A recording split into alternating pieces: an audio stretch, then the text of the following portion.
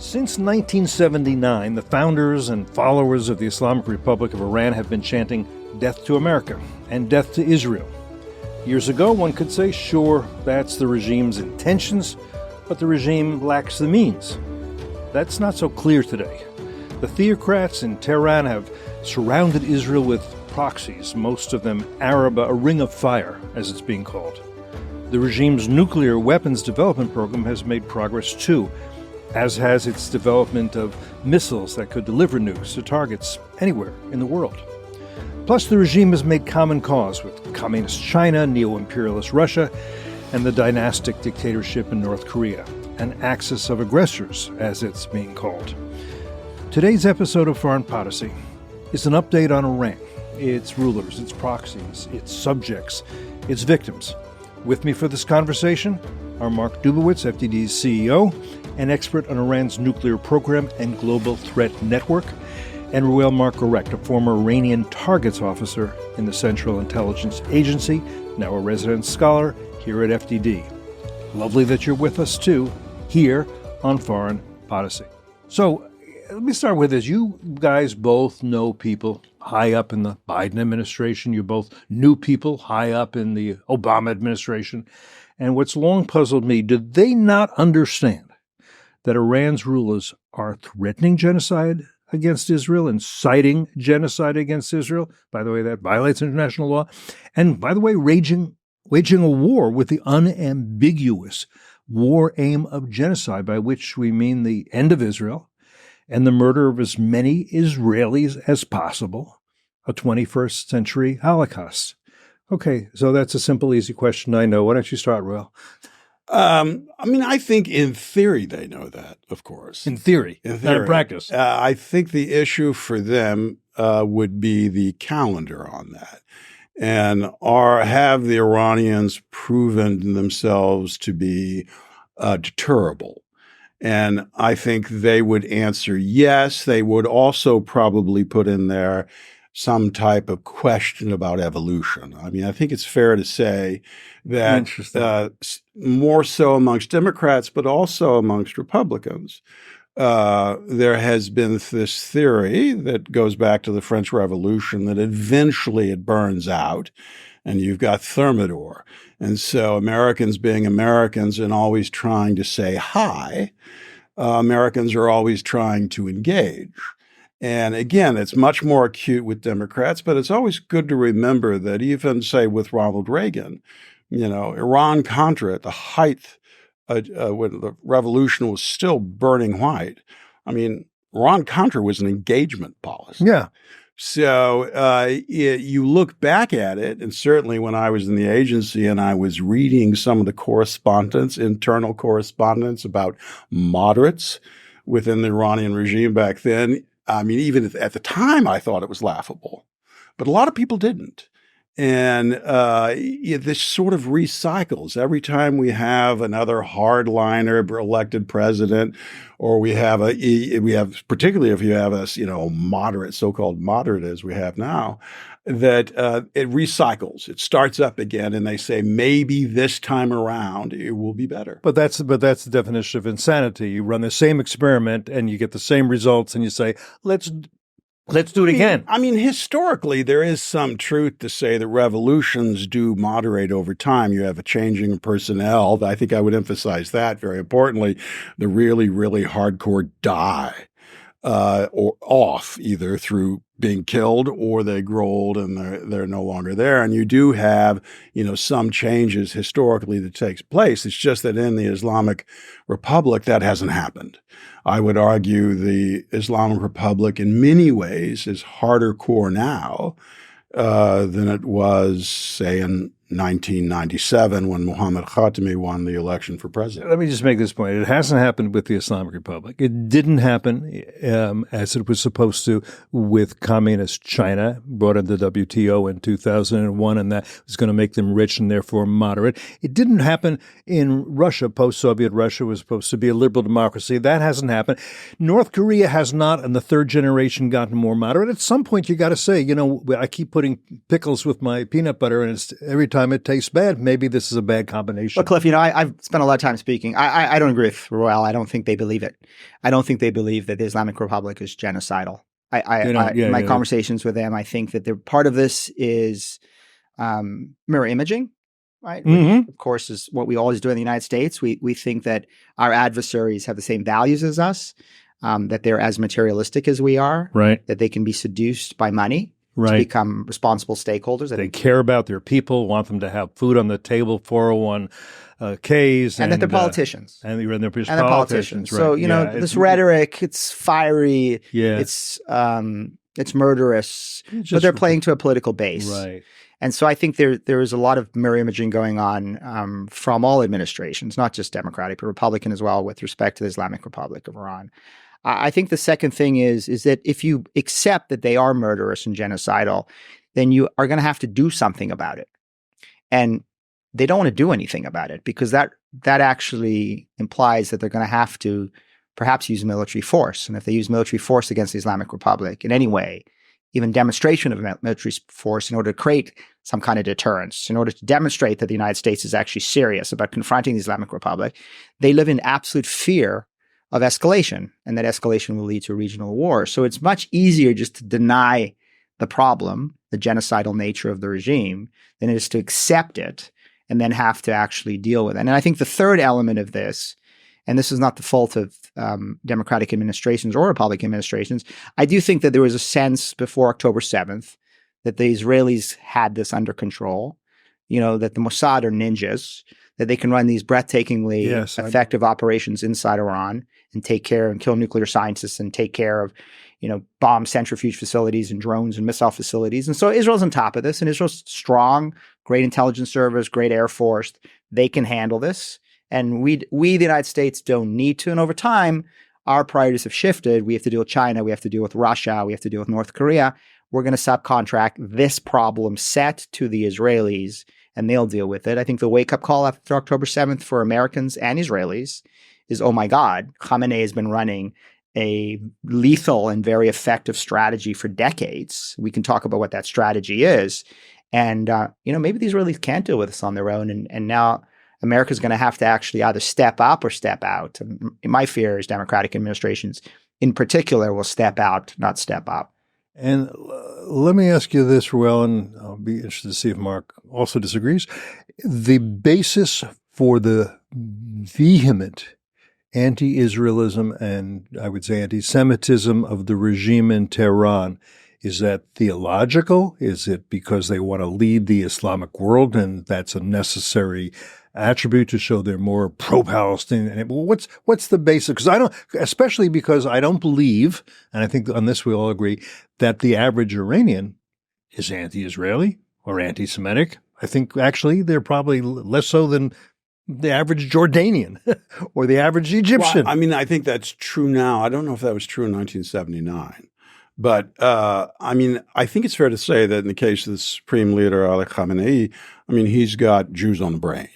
So I think you've got many component parts coming together to make a pretty lethal brew. Part of it is imported Western anti-Semitism. Part of it has an Islamic root to it.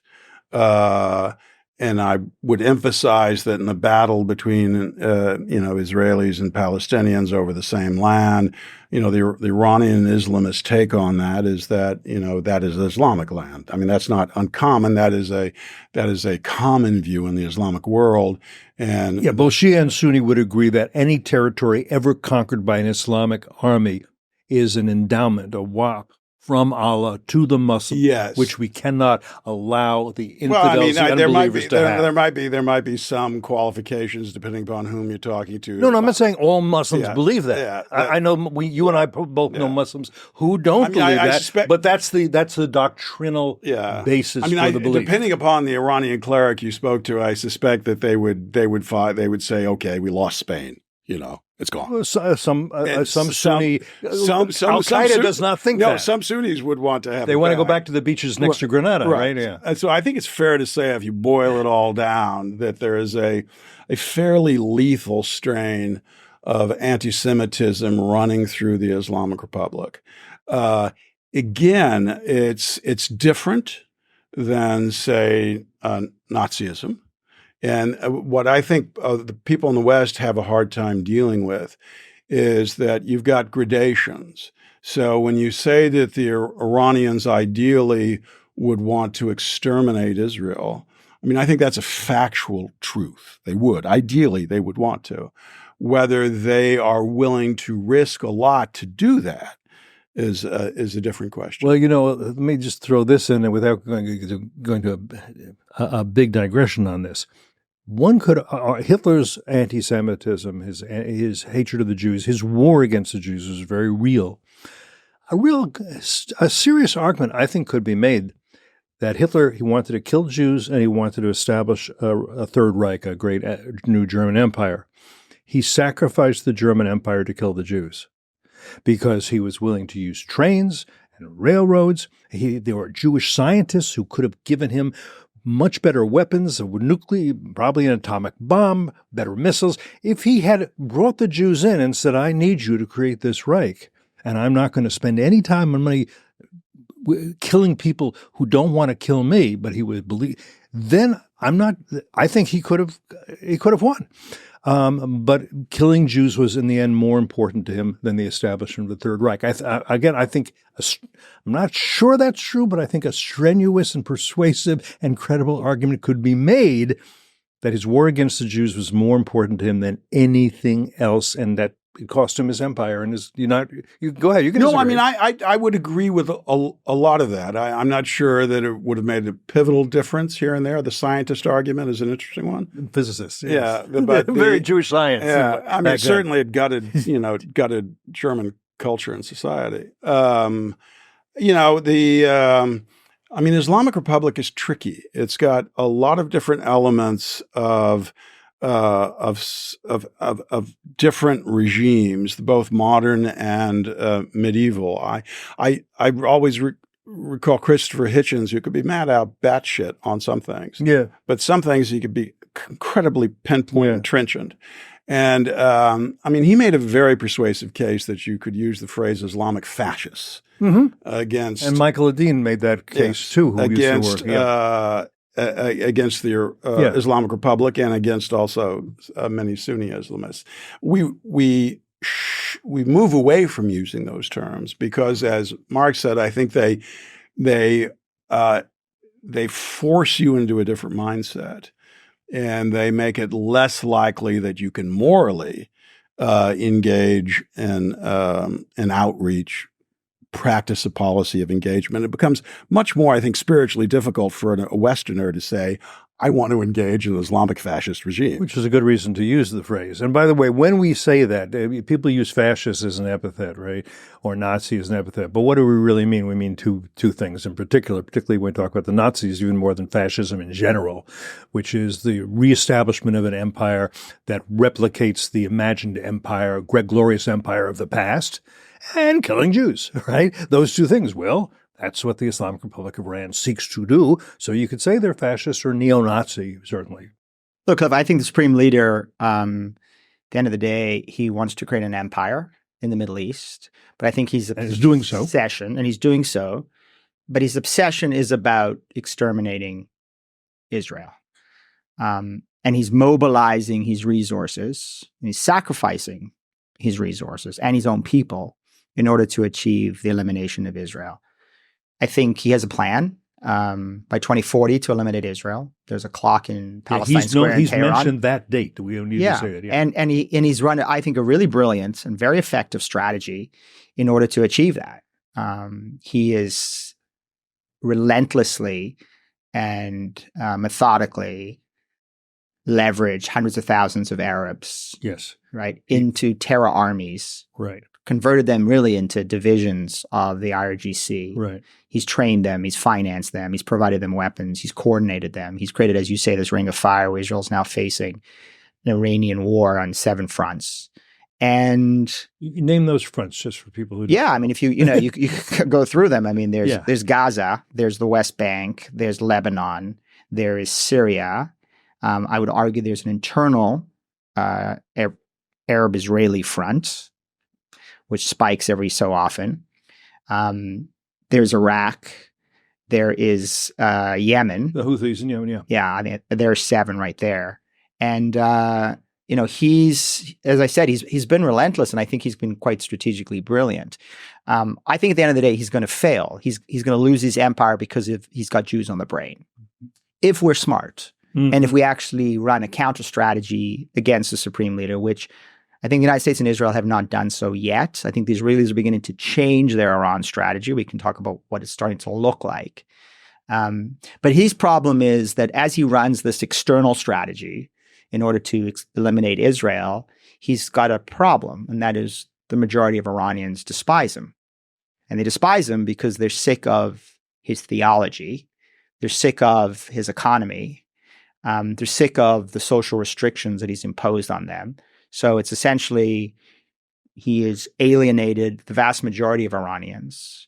And of course, if we were smart, and we haven't been today, we'd find a way to support those Iranians. I don't say use them as proxies because that sounds too instrumental, but actually provide maximum support to those Iranians to help topple the Islamic Republic, because he is running a weak regime. It's theologically weak. It's economically weak. The mosques are empty. Iranians are secularizing. Many Iranians are converting to Christianity.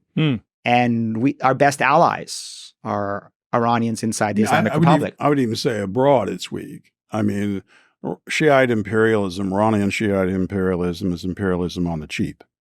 I mean, what they've done, and they've done it well with their proxy strategy, is to find pre-existing issues and exploit them.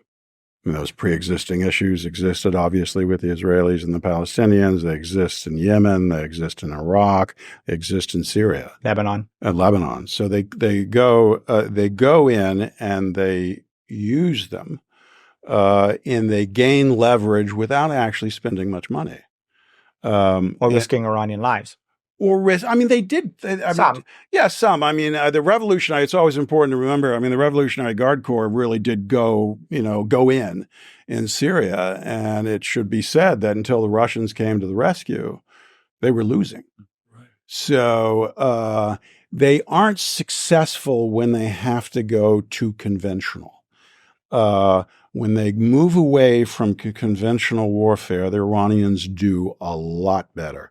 And that's why they invest so much in missiles.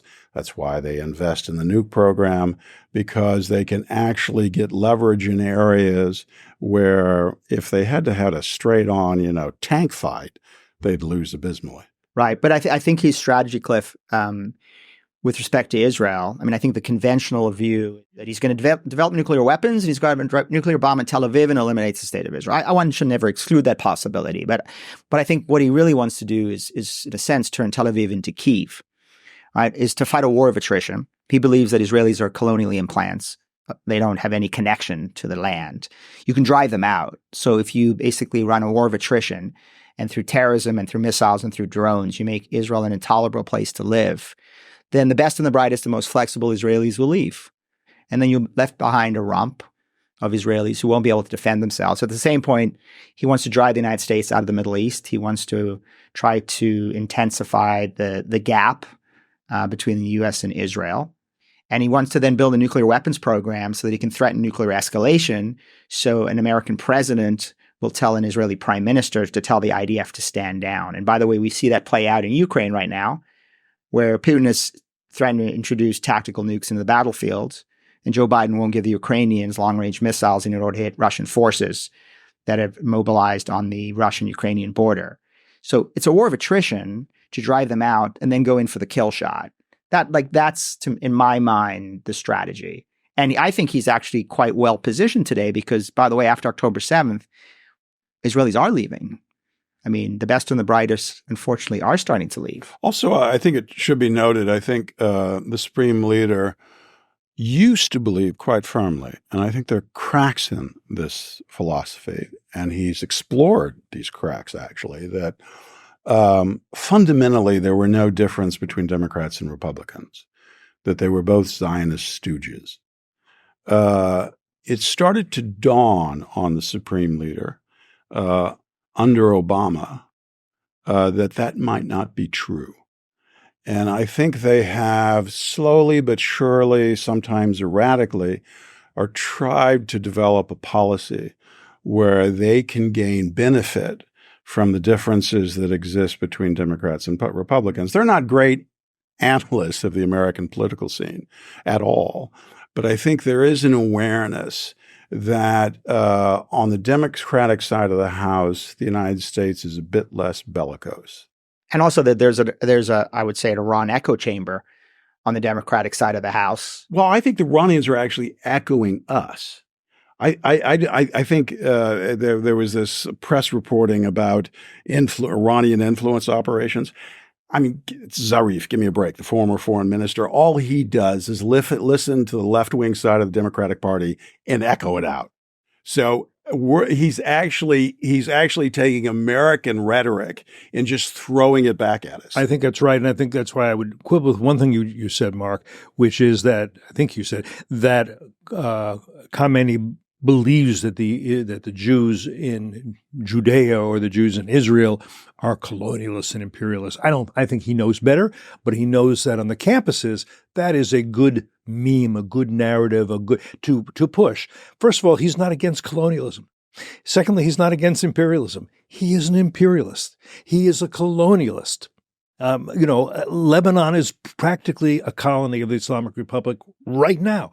So he's in favor of all. It's a little like the Soviets. The Soviets were anti-imperialists, really, and yet they had the whole Russian Empire from Uzbekistan all the way into the Baltics, and they tried to take Finland and they were creating a great empire. It made sense from a Soviet point of view, from a propaganda point of view. Goebbels understood this as well, and the Nazis. You accuse your enemy of what you're doing, and it makes it harder for them to accuse you. So I think but I think they're smart enough, and people like Zarif, to say, if we can get the left on our side and these stupid kids on the campuses, why wouldn't we do so?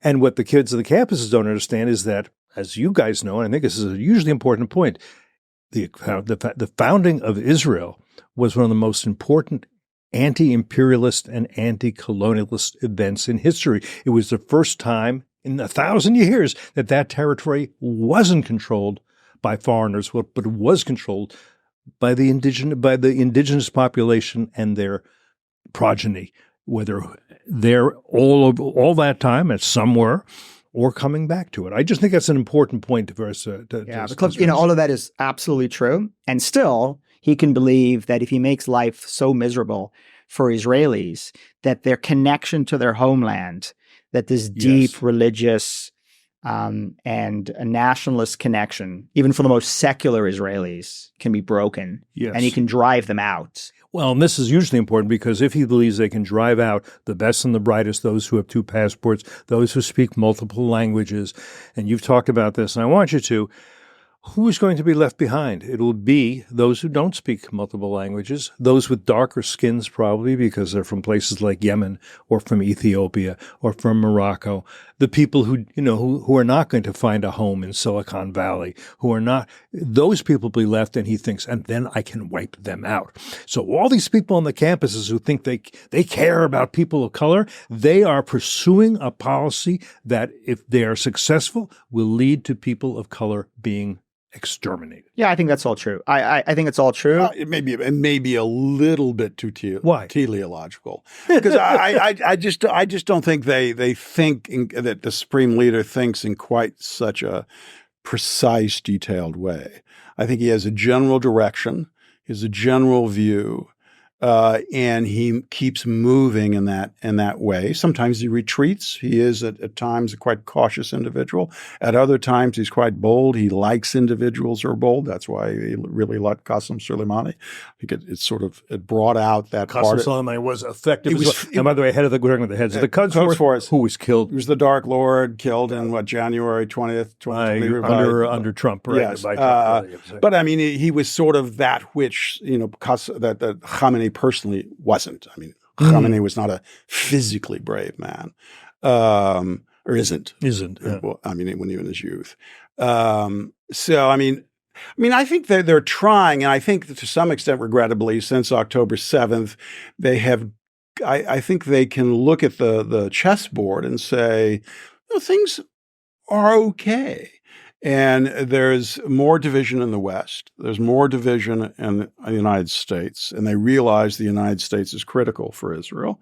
And certainly, as I said before, the divisions they now see to some extent between Democrats and Republicans are at least exploitable.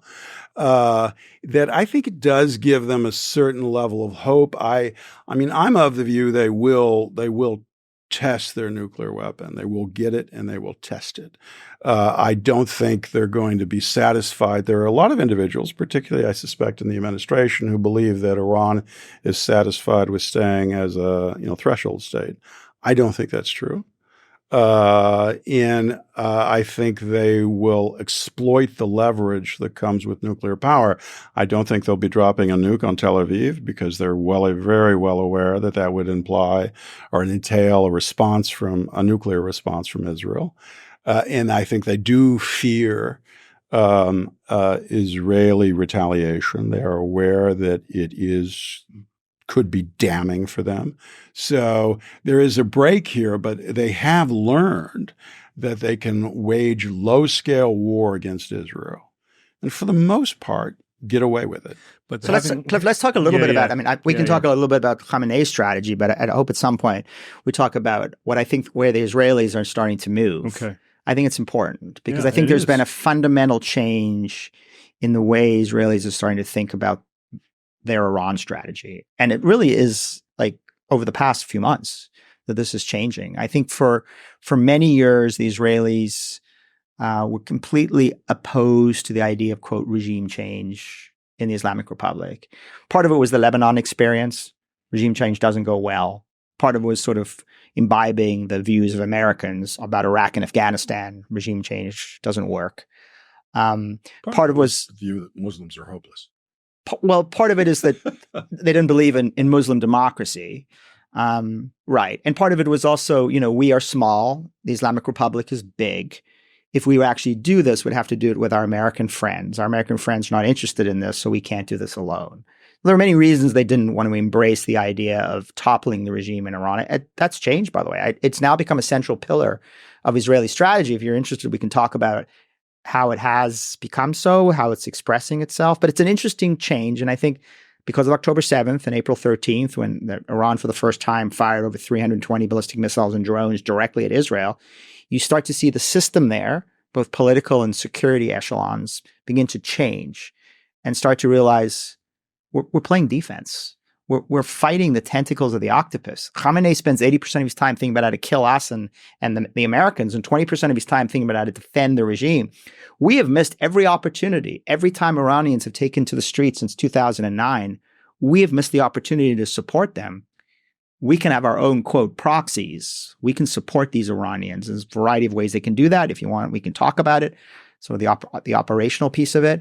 But if we don't do this, we're going to lose. We need to change that 80-20 to 50-50. And if we change it to 20-80, maybe the regime comes down. But if the regime doesn't come down and history doesn't smile on us the way it smiled on Ronald Reagan when he brought down the Soviet Union, it is always good to weaken your enemy. It's always good to put your enemy on defense. And it's always good to weaken and restrain your enemy.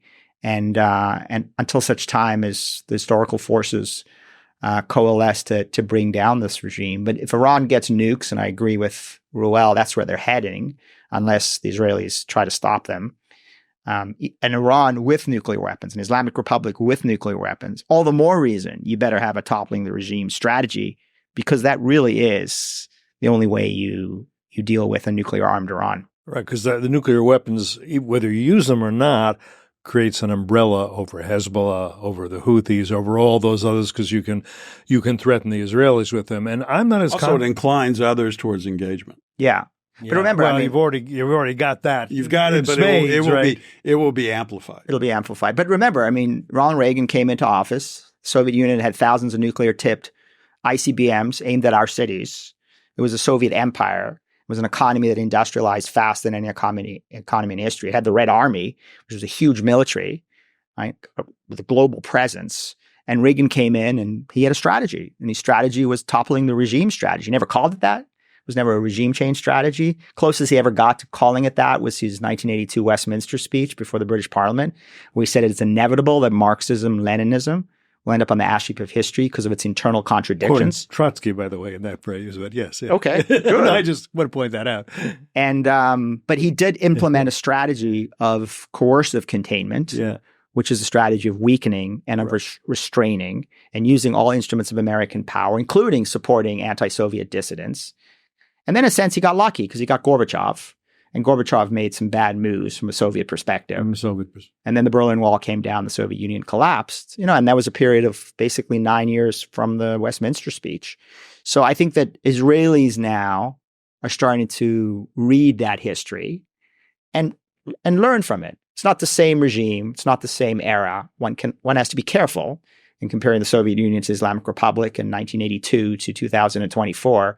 But I think there's a sense now we can do more. And we need to be prepared for the next time there's a massive eruption on the streets. I mean, I think a big problem that we've had in Iran so far as hoping for change is that in the end, it's really about young men on the streets. And it's not a nice thing to say. It's invidious, obviously. And young women on the streets, too. Yes, but in the end, it's about men. It's always about men. Power follows men. So what was important about young women being on the streets is that young men were out there to protect them. And that what was important is about when women were being beaten, their male relatives would see that and grow more angry. But we haven't seen in Iran what we saw in Syria, which is, people just unbelievably taking on armies with modern weaponry and dying by the thousands to try to topple the regime.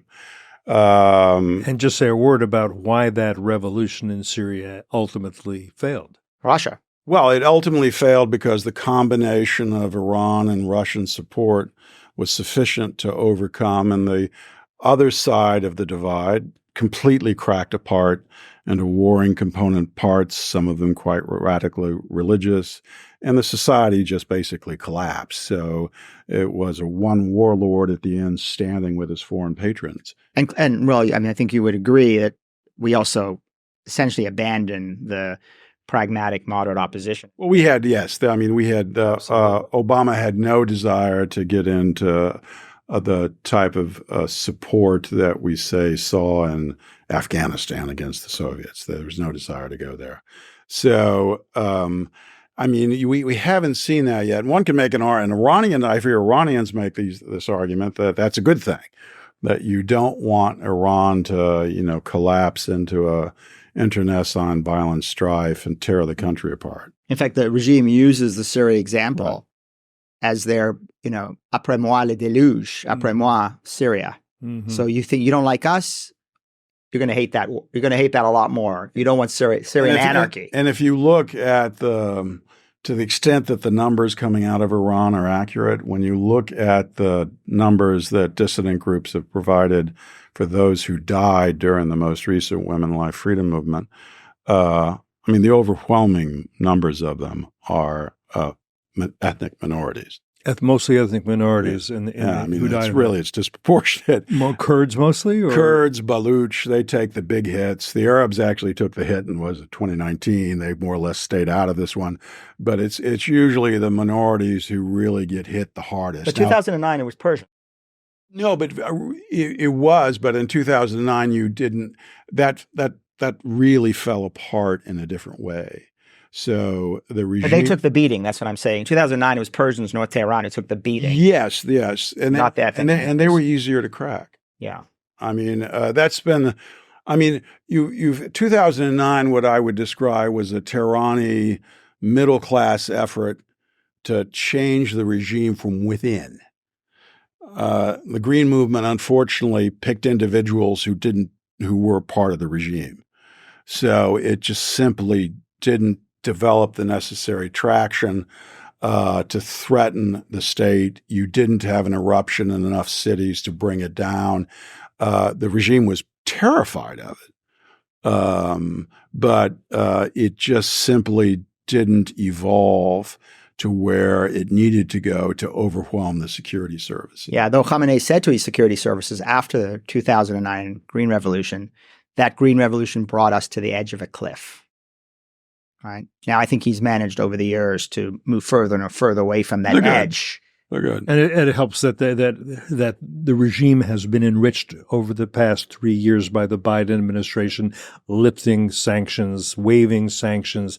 I mean, you know where they come from where they were. I mean, after only 2 years of what's called maximum pressure, and I think you'd argue it wasn't maximum, but it was significant under the Trump administration, they were down to very low foreign reserves, but like $5 billion, if I remember. Probably even less, yeah. Probably less, and they now have about $150 billion in foreign reserves, something like that. So when you give them that kind of money, they can do a lot of damage through Hezbollah, through Hamas, through the Houthis, damage they're doing to the Israelis that frankly has been financed by Washington. Yeah, I mean, when you have less money in life, and certainly when you're running a country, you got to make choices.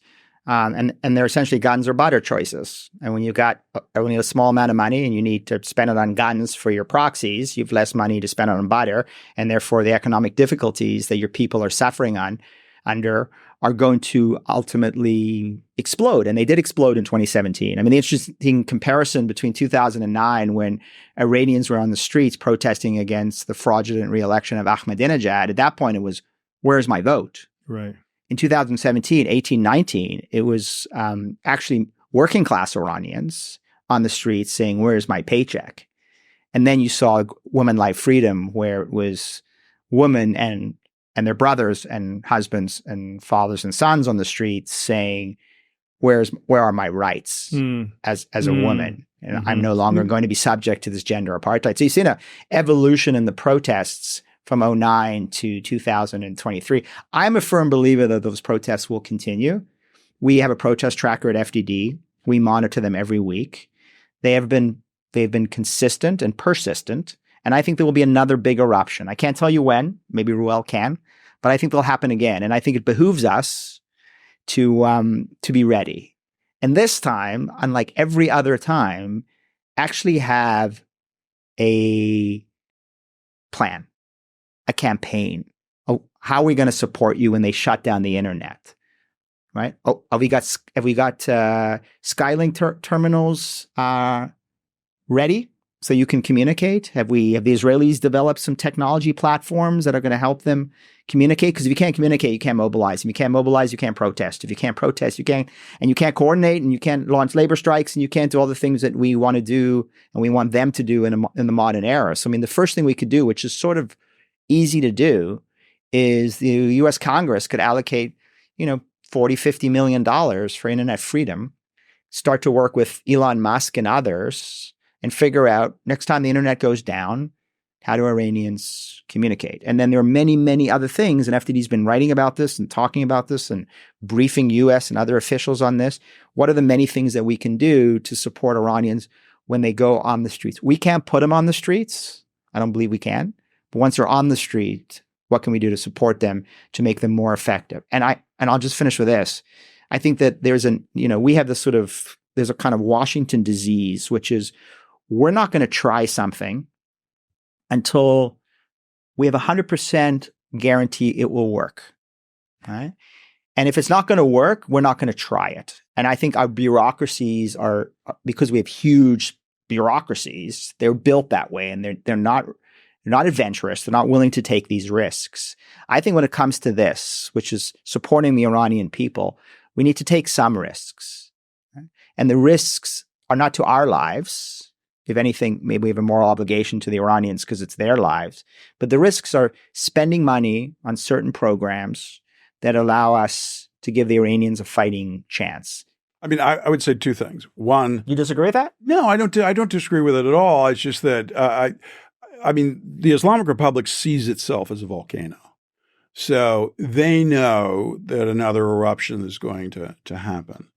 Regrettably, they know that. So they actually think about it, and have been so far fairly adept. I mean, it's enormously depressing that the regime poisoned little girls.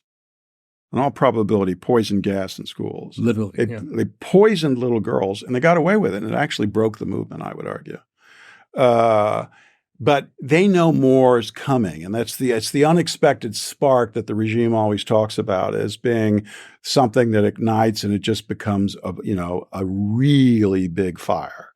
Now, the bad news I would argue on the American side is that you can't really do any significant programs anymore unless you have bipartisan support. You never really could, given the way the agency is structured, but particularly now.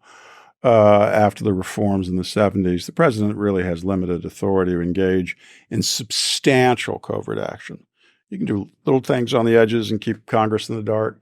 You've got to have bipartisan support. So that means you have to have arguments that will convince Democrats to support regime change and to support things going in that direction.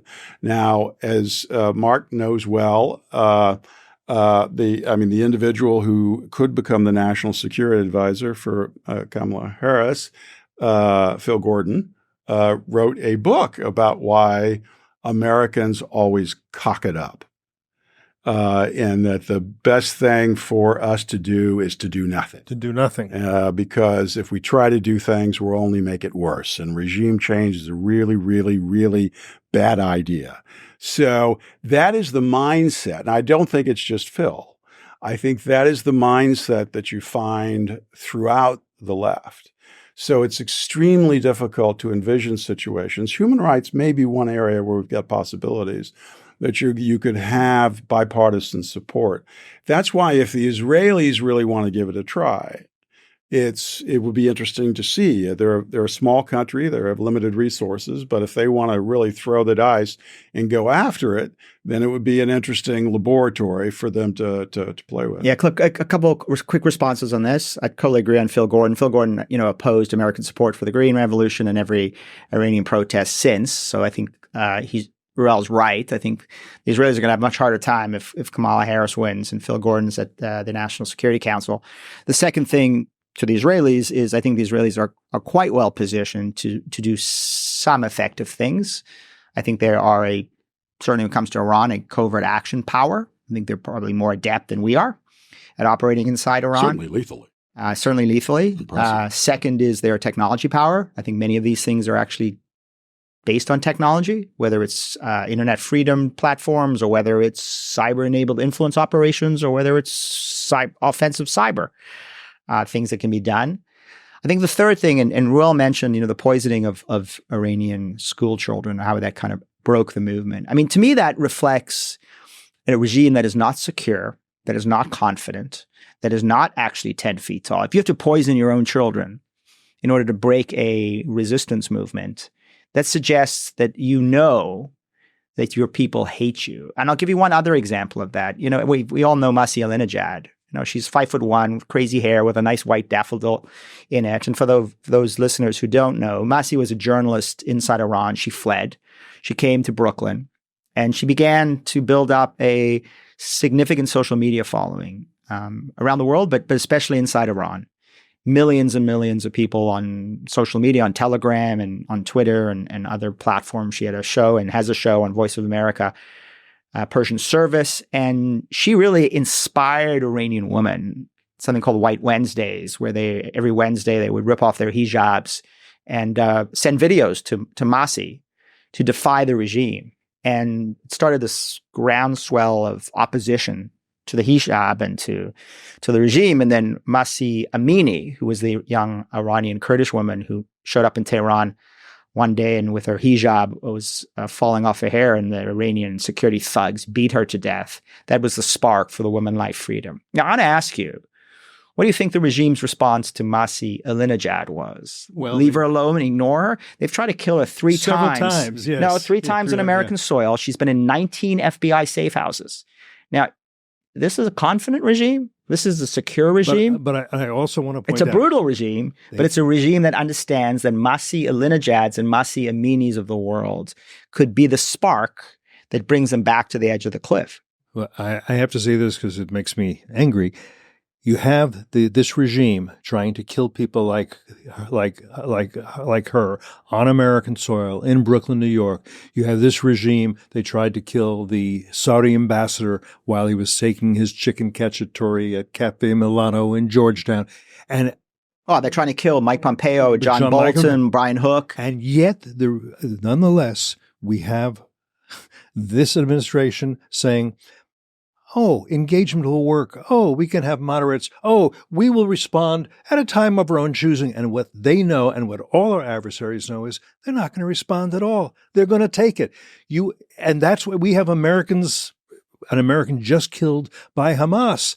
And you still have the administration saying, well, maybe we can make some compromises and get a deal where some of the hostages could be released. And as opposed to saying you killed an American. And by the way, it shouldn't just be at Hamas.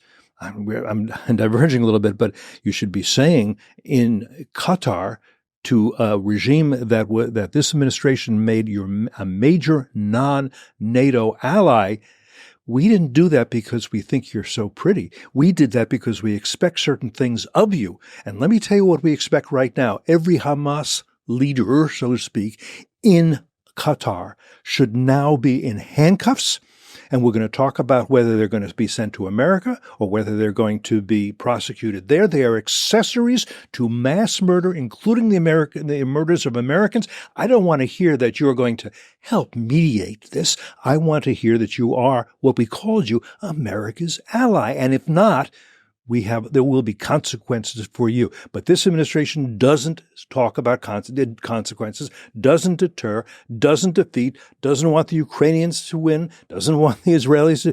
They always want a negotiated settlement, a peace deal, an exit strategy, anything else. And this is really bad. And then they keep going. You say they don't want to try anything adventurous. No, they want to try the same failed policy of going back and saying, can't we engage? We'll go back into the UN Human Rights Council. We'll engage. We'll make it better. We won't demand any reforms, but maybe they'll want to. We'll go back to the World Health Organization. Maybe they'll. No, this is no way for a major power to react. Now, by the way, and I'll just add this and then let you go. We'll let you talk about this. We have had Republican and Democratic presidents all say for years, we will not allow this regime in Iran to have nuclear weapons. And then we're going to say, well, we felt strongly that they shouldn't, but we didn't really mean we're not going to let them. And we're not even going to let the Israelis. I think this is the moment, as I often do, to intrude with a quip by Raymond Aron, which is when a statesman says something is unacceptable, it means they've already accepted it. So I think on the nuclear issue in the United States, I think we're pretty close. I don't think the Iranians yet believe that. I think that's the primary element that has restrained Iranian actions, has always restrained Iranian actions, is fear of American power. And for them, it's a guessing game. All the Americans bloody Syrians, or are they not? And I would argue that when Biden orchestrated the interception of the Iranian missiles and cruise missiles and drones shot at Israel in April, that actually surprised the regime. That they were not expecting the Americans to do that. That was sort of the old view of the Americans, that Republicans and Democrats were both Zionist stooges. And they were actually going in the direction that the Americans they were believing that Americans are tired of forever wars, that there's a lot of dissent now in the United States about Israel, and that maybe, it's not going to actually turn out that way. So Biden actually, I think, surprised them with that maneuver. And that's the problem that I would say the Israelis really have, is that they're becoming ever more dependent upon the fickleness of the United States, which is difficult. Which is, and I think that they recognize that, and I think they're starting to make changes so that they're not so dependent. They understand where this is heading. I think that their willingness to adopt a new strategy vis-a-vis Iran and to really resource that strategy and understand that they may have to do it alone is an example of it. I think the changes they're making to their defense industrial base, which are going to take time and are very difficult and going to cost a lot of money, but they want to reduce the dependence they have on the United States for ammunition and key weapon systems. Obviously, that's going to be a fundamental transformation of their defense industrial base. That's been a long time coming, and I think it's good for Israel. I think actually giving Israel more flexibility, less dependence, is a good thing. I think it's good for all our allies. Yes. I think the question, Cliff, on the credibility of American power. Look, Donald Trump did a lot of things. Did a lot of disagreement, I'm sure, amongst our viewers and our listeners.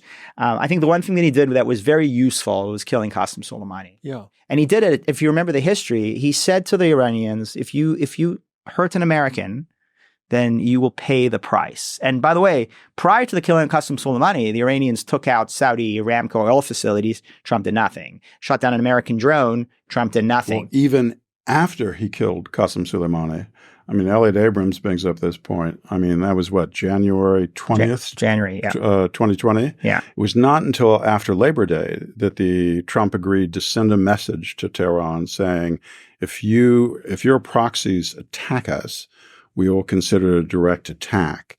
And Elliot says the stats dropped by 90%. Yeah. After that message was delivered. But you have to ask is, why did it take so long from January, September for Trump to do that? I don't know for sure, but I'd make a guess that the reason it took so long for Trump to do that is because the bureaucracies, particularly the Pentagon, was counseling against it. They counsel against the original Soleimani killing, so it's not a surprise. The interesting thing, by the way, in that same time period, right after they killed Soleimani, the Iranians stopped escalating their nuclear program for about 9-10 months until Biden was elected on a promise to abandon the maximum pressure campaign and turn to a strategy of maximum deference or maximum engagement. So the interesting thing is, not only do the Iranians get the message that the United States may be serious when Donald Trump does something that no other U.S. president was prepared to do and the Pentagon is counseling against, which is kill Soleimani. Right? And the Iranians get that message. Maybe it's 10 months later and then proxy attacks become less lethal and less frequent. But it is interesting that the Supreme Leader understands, wait a second, we better stop our nuclear escalation because this guy in the White House might be more serious and more lethal than we had originally anticipated. And this gets to a point that's made by FDD's Brad Bowman, FDD's Mark Montgomery, by Matt Pottinger and H.R. McMaster, who are with us. And that is, if you want to avoid wars, you need robust deterrence. If you were to have a robust deterrence, it has two prongs. One prong is what we saw on April 13th, deterrence by denial. You can try to do this, but we're going to stop you. That's not enough because they'll try again. The other is deterrence by punishment. You have done this, now we are going to hurt you so badly, you will not want to do this again. And what you need more broadly, which I think certainly Obama and Biden don't understand, I don't know if Trump understands exactly, you don't want a balance of power. You want an imbalance of power, a massive imbalance of power. So your adversaries You want a disproportionate response. Disproportionate response. And your adversaries know we can't do this, not because we won't succeed, because then you try again, but because the damage will be so immense to us. Yeah, and Cliff, I think the other thing to note, I mean, we have an imbalance because if you could actually marry Israeli will with American capabilities, right? Yes. Then you actually have a fighting chance. Yeah. Right. The supreme leader looks at the Israelis. The one thing he knows about the Israelis, you hurt an Israeli, you kill an Israeli, they will hunt you down till the end of the earth to seek justice. You kill an American, Department of Justice will prosecute you. Yeah, even if you're dead, but we'll send. I would say, but but even with the Israelis, and I would argue the Israelis have become much more Americanized over the last 30 years. That even with the Israelis, there's an imbalance. I mean, how many times has Bibi Netanyahu said, "I'm drawing a red line on the Iranian nuclear program"? Does anything happen? He barks, he doesn't bite. Does he actually continue the funding for the anti-Iranian programs? No, he cuts them. Yeah, that's true. So I would argue the Israelis should have gone into Lebanon a long time ago. They don't do so for the obvious and understandable reasons that it could produce a lot of casualties. Well, and they're not sure of their flank. So they're not sure what the Americans are going to do until recently. I think the situation has changed. They haven't had the stockpiles because they haven't been spending enough on defense.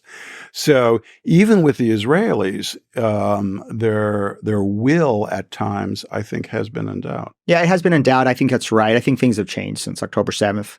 I think things have changed since April 13th. We can argue whether the Israelis should be going and hitting Hezbollah now or later, or, I mean, there's a debate going on in Israel, obviously, about this, a furious debate going on this. I think Reuel's right. Before October 7th, I think Bibi was Churchillian in his words, but not Churchillian in his actions and his commitment to taking on the Islamic Republic. I do think that is changing. It's changing by necessity. I think the Israelis are getting much more forward-leaning. But I think the point I was making, and I think it's an important one, is that if the Americans with our capabilities, right, sent a clear message to the Islamic Republic of Iran, you kill Americans and we will unleash holy hell on you, yeah, I think the supreme leader would be more cautious. And in fact, I mean, recently, Iranian-backed Shiite militias killed 3 American soldiers in Jordan, right? We went after some militia guys. And our strategy is basically, we're coming, get out of Dodge. They all get out of Dodge. The IRGC clears out. The Quds Force clears out. They leave behind some hapless militia guys, and we drop bombs on them. And then, a week, 2 weeks, maybe a month, maybe 6 weeks later, everybody's like, all right, back to business. The Americans are not going to hit us directly. They're not going to hit the IRGC. They're not going to kill the Quds Force.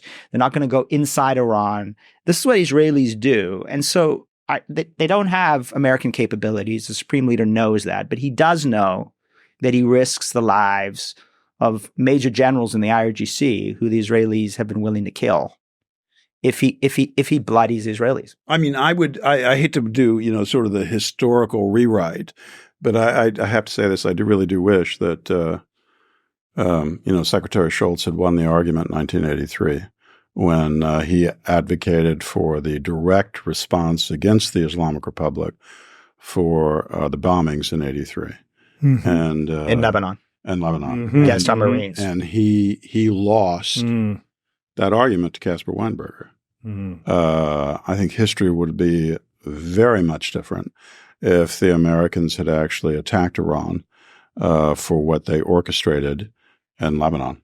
This is my last question for today, although obviously if you want to get into other points, I want you to do that. But all that said, shouldn't the Americans and do the Israelis not have to consider what can be done to at least, once again, they've done this in the past, set back the nuclear development program, at least by a few years? We got the, IAEA Director General Rafael Grossi saying just within the last day or so, that, Iran is no longer cooperating with the National Atomic Energy Agency. Oh, and they used to be. And that he's no longer able to certify that Iran's nuclear work is fully peaceful. I must say I hate all that kind of rhetoric, which is so obviously disingenuous. We know it never was. But I mean, I don't know what the capabilities of Israel. They've done it in the past. I'm sure the Americans could set it back. Isn't that kind of urgent to at least set back the nuclear development? Forget about Rafael Grossi, because IAEA, fine. The ODNI, the Office of Director of National Intelligence, just finally released, under immense pressure from Senator Lindsey Graham, a report to Congress, which was statutorily obligated. And in the report, the declassified version of the report, by the way, Graham raised holy hell to get them to release this. He threatened to cut off their budget. They didn't want to release it. And here's why they didn't want to release it. Because for the first time since 2007, when the consensus view of the U.S. intelligence community through the National Intelligence Estimate was that Iran was not engaged in nuclear weaponization activities. For the first time, ODNI, in their annual threat assessment, said we can no longer put in this line. And the line that they used to put in was, Iran is not engaged in any activities that would position Iran to develop a testable nuclear device. That line was taken out. And that suggests what some of the reporting we've seen through Axios and the Wall Street Journal, FTD's been writing on this for many, many months, is that there is a view now from some quarters, particularly in Israel, that the Iranians have begun preliminary work on weaponization, computer modeling, metallurgy work, things that the preliminary work to develop the nuclear device. A nuclear device is the last step or the last leg of the 3-legged stool that you need for a deliverable nuclear device. You've got fissile material, the Iranians are there. You've got missiles, the Iranians are there. And now the question is how long it will take them to develop a nuclear warhead. That can go on the missile, yeah. That can go on the missile. And so, yeah, we are at the threshold. And the question is, Cliff, what can be done? Maybe there's a couple dozen nuclear scientists who are capable of developing the warhead. Maybe they should be killed.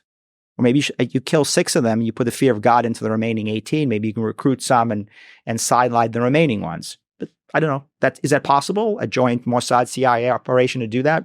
I don't know. The only reason you would do that operation is because it's always the default choice when you don't want to take the more direct path, which is to actually go to war. To actually bomb it.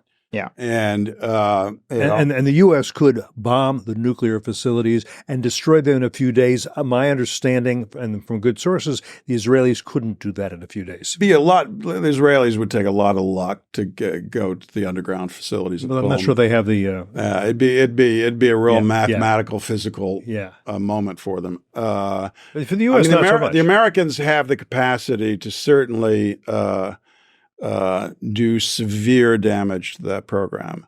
Now, it is true that you can't kill off the knowledge, but the knowledge really it's an issue. But certainly having those facilities, they have spent a long time building them. They've spent an enormous amount of money building them. So if you blew them all up, it would make them very angry, but it would take them probably a considerable amount of time. Now, if you bomb once, you have to be prepared to go back and bomb again, of course. But, I've been making the bombing argument. I think the first time I made that was 2003, and it's never a popular argument. And I've actually stopped making it because I don't think it's within America's wheelhouse anymore. I think the only way this happens is if the Iranians do something incredibly stupid. And it has to be really, really big because, the Iranians have engaged in terrorism with this, and it's gone nowhere. I remember having a conversation, he'll probably get mad at me for mentioning it. I remember having a conversation with Paul Wolfowitz when he came back with George W. And I said to him, so are we going to hold the Iranians responsible for Khobar? For Covert, where 17 and 19 Americans were killed. 200 and I can't remember how many were wounded. I said, we know it for a fact. You know it, that they did it. And he said, I think the exact phrase Paul used was, that's ancient history now. Huh. So, but I think that is, I don't mean to be mean there, but I think that is a mindset that you have on this. And it's a bad one. So, Cliff, I have a concluding remark, and this may be to listeners inside the Islamic Republic, including those inside the regime. Uh-huh. If you have any listeners, Cliff, who are IRGC or in the Supreme Leader's office, I've sat through detailed briefings by the Israeli Air Force. And if I were the Islamic Republic, I would not be too confident that your nuclear facilities cannot be destroyed by the Israeli Air Force. I'll leave it at that. Glad to end on an optimistic note. I appreciate this update. I think a lot of people listening will appreciate it too. And I think we should do this from time to time. We should just have an Iran update and have this conversation. That's a good idea. So it's always a pleasure to do this with my good friend and occasional co-author, Reuel Marc Gerecht, who left me for a better writer, Ray Takei. But did I come back? But he came back and rescued me. But everything I know about Iran, I've learned from Reuel over a 20-year. Did I not come back? Right, I've learned from you over a 20year friendship. I have to tell you, while I was writing this, when I was redoing that piece, I was piece for the Wall Street Journal. They were talking about, guys. I was going, oh my God, deja vu. I was just going away. Reuel and I have a writing partnership, and it's basically Reuel writes poetry and I write battle plans. Right. By the way, op-ed page editors prefer poetry than battle plans. Congress prefers battle plans, not poetry. Some congressmen do. Anyway. All right. Thanks again, Reuel. Thanks again, Mark. And thanks to all of you who stayed with us for this hour here on Foreign Policy.